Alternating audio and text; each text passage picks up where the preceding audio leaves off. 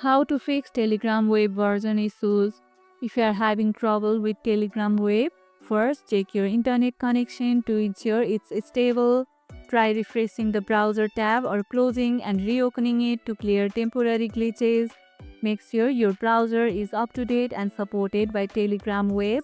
Modern browsers like Chrome, Firefox, or Edge work best. Clear your browser's cache and cookies if the issue continues.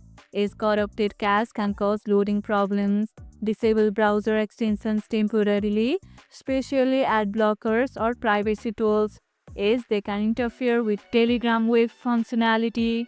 Do you use Telegram web often? Share any issues you have faced or tips in the comments below. Following these steps usually fixes most Telegram web issues and helps keep your chats accessible online. And if this video helped, hit the like button, share it, subscribe, and leave a comment. Thanks for watching, and I'll see you in the next one.